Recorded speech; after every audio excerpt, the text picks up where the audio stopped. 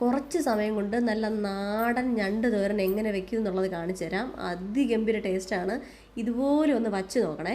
4 വലിയ ഞണ്ട് ഞാൻ ഇവിടെ എടുത്തിട്ടുണ്ട്. 2 പ്രധാന ടിപ്പ് ഞാൻ പറഞ്ഞുതരാം. ഈ ഞണ്ട് വൃത്തിയാക്കുന്ന സമയത്ത് ഇതിൻ്റെ കുഞ്ഞു കാലുകൾ സാധാരണ നമ്മൾ കളയും.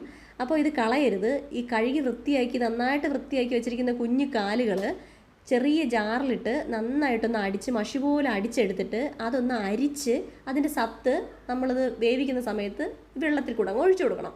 അതൊന്ന്. രണ്ടാമത് നമ്മളിൽ തേങ്ങയുടെ അരപ്പ് ചേർക്കുന്നുണ്ട്. ആ തേങ്ങ പച്ചയ്ക്ക് ചേർക്കാതിരിക്കുക. ഓക്കെ, അതാണ് 2 പ്രധാന ടിപ്പെന്ന് പറയുന്നത്. നമ്മൾ വെളിച്ചെണ്ണ ഒഴിച്ചു, കടുകിട്ടു, സവാള ഇട്ട് നന്നായിട്ട് മൂപ്പിച്ചു. സവാള മൂത്തതിന് ശേഷം മാത്രമാണ് ഞാൻ വെളുത്തുള്ളി ഇഞ്ചിയും പച്ചമുളകും ചേർത്ത് കൊടുക്കുന്നത്. തുടക്കത്തിൽ ചേർത്ത് കൊടുത്താൽ പാനിൻ്റെ അടിയിൽ പിടിക്കും ഇഞ്ചിയും വെളുത്തുള്ളിയും. അപ്പോൾ ഈ തേങ്ങയുടെ അരപ്പിനകത്തുള്ളത് മഞ്ഞൾപ്പൊടി, മുളക് പൊടി, ഗരം മസാല ഇത്രയാണ് ചേർത്തിരിക്കുന്നത്. ഇത് ഈ പാനിലിട്ടിട്ട്, അതായത് ഈ സവാള വഴറ്റിക്കൊണ്ടിരിക്കുന്ന സമയത്ത് തന്നെ അതിൽ ചേർത്ത് നന്നായിട്ടൊന്ന് വഴറ്റി കൊടുക്കണം. നന്നായിട്ട് മൂപ്പിച്ചെടുത്തതിന് ശേഷം മാത്രം ഞാൻ നേരത്തെ പറഞ്ഞ കുഞ്ഞു കാലുകൾ അരച്ചെടുത്ത അത് ഞാൻ ഒഴിച്ചു കൊടുത്തിട്ടുണ്ട്. അരിച്ചിട്ട് മാത്രം ഒഴിക്കണേ. അത് ഒഴിച്ചു കൊടുത്തിട്ടുണ്ട്. കുറച്ച് വെള്ളം ചേർത്ത് ഉപ്പും ചേർത്ത് ഒരു 2 മിനിറ്റ് അത്യാവശ്യം നല്ല തീയിൽ വെച്ചൊന്ന് അടച്ച് വെച്ചൊന്ന് വേവിച്ചെടുക്കണം.